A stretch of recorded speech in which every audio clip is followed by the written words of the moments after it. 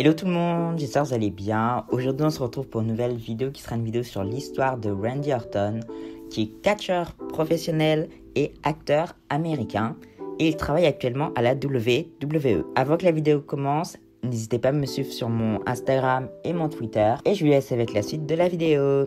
Le réel nom de Randy Orton est Randall Keith Orton. Il est américain et il est né le 1er avril 1980. Il a actuellement 41 ans et il est né à Knoxville dans le Tennessee. Actuellement, il vit à Saint-Louis dans le Missouri. Randy Orton est le fils du catcheur Bob Orton Jr. Il a 2 frères et une sœur et il souhaite également devenir catcheur comme son père, mais son père le décourage. Il a grandi dans le Missouri et il a rencontré un recruteur de United States Marine Corps quand il était au lycée. Donc qu'est-ce que c'est United States Marine Corps? C'est l'une des 6 branches des forces armées des États-Unis. Il s'y est engagé, il a rejoint le 1er bataillon marine qui est basé au camp de Pendleton. Randy Orton, il s'est lassé rapidement de l'entraînement militaire et il a voulu quitter le service, sauf que il ne pouvait pas le faire. Le 14 février 1999, il essaye de se blesser et il attend que les militaires viennent l'arrêter chez lui après 85 jours, sauf que personne vient le chercher. Et donc, par lui-même, il retourne au camp, refusé de reprendre l'entraînement et l'officier responsable du 1er bataillon l'a condamné à 115 jours de prison et il a été renvoyé à la vie civile pour conduite déshonorante. Randy Orton a débuté dans le catch à la Mid-Missouri Wrestling Association, Sursem, Illinois Conference Wrestling. Désolé si je dis mal le nom de cette compagnie, mais elle est vraiment assez longue. Il a débuté auprès de son père. Ensuite, il a été à l'Ohio Valley Wrestling, où il a détenu le championnat hardcore de l'OVW à 2 reprises. L'une des premières apparitions officielles de Randy Orton était à la WWF en 2002, à WrestleMania 18 Fan Access, où il a perdu contre Tommy Dreamer. Il a débuté le 25 avril 2002 à SmackDown, où il a battu Hardcore Holly. Après une petite rivalité face à Hardcore Holly, en septembre 2002, Randy Orton est drafté à Raw et se blesse et il est éloigné des rings pendant plusieurs mois. Mais durant sa convalescence, il apparaît chaque semaine dans un segment nommé Randy News Network, un segment hebdomadaire qui parle de sa condition de santé et qui lui permet de devenir heel en développant son caractère narcissique et égocentrique. Lors de son retour, le 20 janvier 2003, Randy Orton vient en aide à Triple H, Ric Flair et Batista pour Basco Steiner, qui était en rivalité avec Triple H à cette période, et il rentre dans un clan nommé l'Evolution. Durant cette période, il aide beaucoup Triple H à conserver son championnat World Heavyweight. Randy Orton s'est autoproclamé The Legend Killer. À l'aide de son manager Ric Flair, il a battu un de ses premiers grands adversaires, Shawn Michaels, à Unforgiven 2003. Le 14 décembre 2003, à Armageddon, il remporte pour la première fois le championnat intercontinental en battant Rob Van Dam. Ensuite, Randy Orton est devenu le champion avec le plus long règne avec ce championnat depuis 1997, avec la ceinture pendant plus de 7 mois. Il a par exemple défendu son titre face à Mick Foley ou encore Shelton Benjamin. Sauf qu'à vengeance, il perd le championnat face à Edge. Lors d'un épisode de Raw, il remporte une Battle Royale pour avoir une chance au championnat du monde à SummerSlam et il a battu le champion à cette période, Chris Benoit, et il est devenu le champion du monde le plus jeune de l'histoire à seulement 24 ans. Sauf que le lendemain à Raw, il défend son titre face à Chris Benoit, mais il conserve, bonne nouvelle, sauf que il se fait exclure de l'Evolution.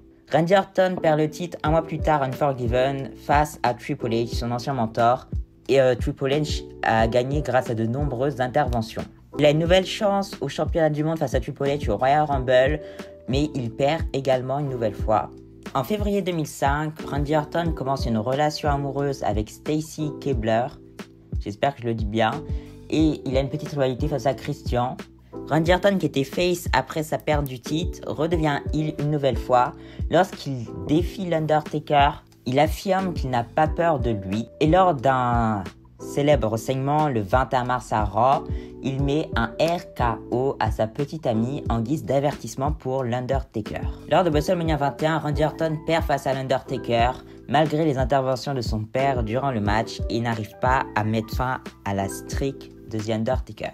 Le lendemain à Raw, il fait face au champion du monde Batista et il nous indique que son match face à l'Undertaker l'a blessé. Il se plaint contre la WWE de ne pas l'avoir mis dans la draft et du coup, il est drafté à SmackDown le 16 juin. Randy Orton continue sa rivalité avec l'Undertaker du côté de SmackDown en le battant à SummerSlam grâce à son père. 2 mois plus tard, Randy Orton et son père battent l'Undertaker dans un handicap casquette match, donc match du cercueil. Randy Orton fait gagner l'équipe de SmackDown lors du Elimination Match au Survivor Series Raw contre SmackDown en éliminant Shawn Michaels. L'Undertaker fait également son retour pendant ce pay-per-view car il avait été soi-disant tué par Randy Orton et il revient d'entre les morts dans un cercueil en feu. Et la rivalité apprend fin à Armageddon lorsque l'Undertaker bat Randy Orton dans un Hell in a Cell match. Et si l'Undertaker perdait ce match, il devait prendre sa retraite. Après une entrée au numéro 30 lors du Royal Rumble 2006, il est éliminé par Rey Mysterio et Rey Mysterio remporte un match de championnat à WrestleMania. Lors de No Way Out, Rey Mysterio et Randy Orton s'affrontent et Orton parvient à battre Rey Mysterio et alors il a le droit d'affronter le champion lors de WrestleMania 22. Lors des semaines qui ont précédé No Way Out, Randy Orton et Rey Mysterio ont ils ont eu une rivalité en fait. Et Randy Orton faisait beaucoup de remarques sur Eddie Guerrero qui était mort quelques mois plus tôt. Eddie Guerrero était mort peu de temps avant, donc c'était peut-être un peu tôt pour faire une rivalité sur quelqu'un de mort déjà. Bref, la rivalité se termine à WrestleMania lorsque Rey Mysterio bat Kurt Angle qui était le champion du monde et Randy Orton.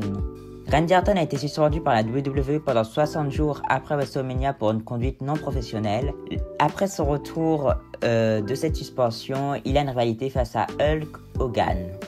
Et Hulk Hogan battra Randy Orton lors du SummerSlam le 20 août. Après une nouvelle formation de la DX par Triple H et Shawn Michaels, qui ont coûté plusieurs fois le championnat du monde de la WWE face à Edge, ce dernier demande à Orton d'unir leurs forces pour vaincre la nouvelle DX. Randy Orton avait perdu, Randy Orton avait perdu face à Triple H le championnat du monde poids lourd en 2004 et du coup il accepte de faire équipe avec Edge et ils ont créé Rated RKO. Et ça sera la première équipe à battre la DX depuis leur retrouvaille lors de Cyber Sunday. Et grâce à cette victoire, cette équipe, donc Rated RKO, ont dominé la division par équipe de Raw et deviennent champions du monde par équipe face à Ric Flair et Randy Roddy Piper le 13 novembre 2006 à Raw. Et grâce à ces championnats par équipe, Randy Orton devient le 17e Triple Crown Champion de la WWE. Donc Triple Crown Champion, c'est avoir eu un titre mondial, un titre mid-card, donc Intercontinental par exemple, et un titre par équipe. Rated RKO ont perdu les titres face à John Cena et Shawn Michaels et ils n'arrivent pas à reprendre les titres après plusieurs chances. Randy Orton et Edge deviennent rivaux et veulent tous les deux le titre de champion de la WWE, sauf que lors d'un Fatal 4-Way match à Backlash, aucun des deux n'arrive à reprendre le championnat du monde. Il participe au Money in the Bank Ladder Match à WrestleMania 23, mais il ne parvient pas à remporter la manette et reprend sa gimmick de Legend Killer en attaquant Shawn Michaels à la tête, ensuite un DDT et ensuite un punt kick dans le crâne. À Judgment Day, le 20 mai 2007, Randy Orton bat Shawn Michaels dans un Legend versus Legend Killer match.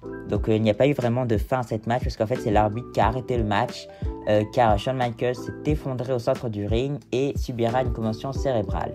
Et Randy Orton a continué ses attaques face à Rob Van Dam, Ric Flair, Dusty Rhodes ou encore le sergent Slaughter. Randy Orton commence une rivalité face à John Cena pour le championnat de la WWE. Donc la rivalité commence quand John Cena a battu Trevor Murdoch, Lance Cade et Umaga dans un 2 contre 3 handicap match. Après le match, en fait, Randy Orton est venu, il a porté son RKO sur John Cena et à Raw, le general manager Jonathan Coachman désigne Randy Orton comme challenger numéro 1 à SummerSlam pour affronter John Cena pour le championnat du monde de la WWE. À SummerSlam 2007, John Cena conserve le titre face à Randy Orton. Sauf que quelques mois plus tard, à No Mercy, suite à la blessure de John Cena, Randy Orton devient champion du monde car il était challenger au titre. Sauf que juste après que le titre lui est offert, il perd face à Triple H, qui est un de ses grands rivaux. Et juste après qu'il ait eu le titre, après un court règne de Triple H, donc il a défendu face à Umaga et Mr. McMahon. il doit défendre son titre face à Randy Orton dans un last man standing match et Orton reprend le championnat de la WWE. Sauf que lors d'Armageddon, Chris Jericho fait son retour et après une disqualification avec l'intervention de JBL. Début 2008, il y a une rivalité pour le championnat intercontinental face à Jeff Hardy. Royal Rumble, Randy Orton bat Jeff Hardy. Et c'est le même Rumble où John Cena fait son retour. Et la victoire dans le match permet de rencontrer un champion à WrestleMania 24. John Cena gagne par disqualification dans un match à No Way Out face à Randy Orton. À WrestleMania 24, il y a un match Randy Orton, Triple H et John Cena pour le championnat de la WWE. Et Randy Orton remporte la victoire. Randy Orton rentre ensuite dans une rivalité avec John Cena et après plusieurs matchs, il ne parvient pas à reprendre le titre mondial. Titre mondial que Randy Orton a perdu dans un Fatal 4-Way face à John Cena, JBL et Triple H à Backlash. Lors du pay-per-view One Night Stand dans un Last Man Standing match, il se blesse à la clavicule et est absent pendant plusieurs semaines. Il fait son retour en septembre 2008 avec Cody Rhodes et Ted DiBiase et il forme le clan The Legacy. Grâce à ce clan, il gagne le Rumble 2009 et a un match à WrestleMania 25 pour le titre de champion de la WWE face à Triple H dans une grande rivalité. Mais à WrestleMania 25, il ne parvient pas à prendre le championnat de Triple H. Mais lors de Backlash dans un match 3 contre 3, The Legacy contre Triple H, Shane McMahon et Batista, il remporte le titre et devient champion de la WWE. Lors du pay-per-view A Breaking Point, il perd face à Cena dans un High Quick match. Après, il remporte plusieurs titres mondiaux, il a une rivalité avec la Nexus, Mark Henry et d'autres superstars. Plus tard, il remporte la mallette Money in the Bank et encaisse à SummerSlam lorsque Bryan gagne John Cena pour le titre de champion de la WWE. Randy Orton vient cash-in car Triple H, qui était l'arbitre social de ce match, se retourne contre Daniel Bryan et il laisse l'occasion à Randy Orton d'encaisser la mallette et de devenir ainsi pour la 7e fois champion du monde de la WWE. Randy Orton et Triple H font également par la même occasion un heel turn et lors de Night of Champions 2013, il perd le titre de champion de la WWE face à Daniel Bryan sous un compte rapide. Donc le titre est ensuite rendu vacant après l'arbitrage qui est remis en question. Et une nouvelle fois dans sa carrière, il a plusieurs rivalités avec d'autres superstars comme Seth Rollins, Sheamus ou encore Brock Lesnar. Il devient champion par équipe de SmackDown avec Bray Wyatt à TLC mais perd les titres peu de temps après. Il gagne le Royal Rumble 2017 et il affronte Bray Wyatt à WrestleMania pour le titre de champion de la WWE. Lors de ce pay-per-view, il remporte le championnat du monde et perd à Backlash face à Jinder Mahal. Il n'arrive pas à reprendre le championnat après plusieurs chances face au champion. Il devient champion des États-Unis en 2018 en battant Bobby Roode et perd le titre à WrestleMania 34 dans un Fatal 4-Way face à Jinder Mahal, Bobby Roode, Rusev et lui-même. Et ensuite, il est absent à cause d'une blessure. Lors de son retour, il a une rivalité avec Jeff Hardy, Rey Mysterio et AJ Styles. Également Kofi Kingston pour le titre de champion de la WWE, mais il n'arrive pas à récupérer le championnat du monde. Après une rivalité face à Edge, il prend le titre à Drew McIntyre au pay-per-view Hell in a Cell 2021. Mais il perd face à Drew McIntyre dans un No Count Out and No Disqualification match lors d'un épisode de Monday Night Raw. Il a une rivalité avec Bray Wyatt, qui avait développé son nouveau personnage The Fiend, et il bat The Fiend à TLC dans un Firefly Inferno match où il le brûle. À Fastlane, il perd face à Alexa Bliss dans un intergender match suite au retour du Fiend et à Mania 37, il bat The Fiend. À SummerSlam 2021, il fait équipe avec Riddle et devient les nouveaux champions par équipe de Raw, mais il perd les titres après un assez bon règne face à la Alpha Academy, donc Otis et Chad Gable lors du Raw du 10 janvier. En ce moment, donc en ce jour on est dimanche 6 mars quand je filme cette vidéo, il est toujours en équipe avec Riddle. Et dans quelques jours à Raw, ils ont une nouvelle chance dans un triple threat face à Seth Rollins et Kevin Owens et l'Alpha Academy pour récupérer les titres de Raw. Du coup voilà, c'est la fin de cette vidéo sur l'histoire de Randy Orton. J'espère qu'elle vous aura plu. C'est vrai que vers la fin, j'ai trouvé que j'étais un peu plus rapide parce que je prenais trop de temps en fait à décrire ce qui s'était passé dans sa carrière. Mais bon, j'espère faire mieux la prochaine fois. N'hésitez pas à la liker, à commenter et partager cette vidéo. Abonnez-vous et moi je vous dis bye à la prochaine vidéo. Bye!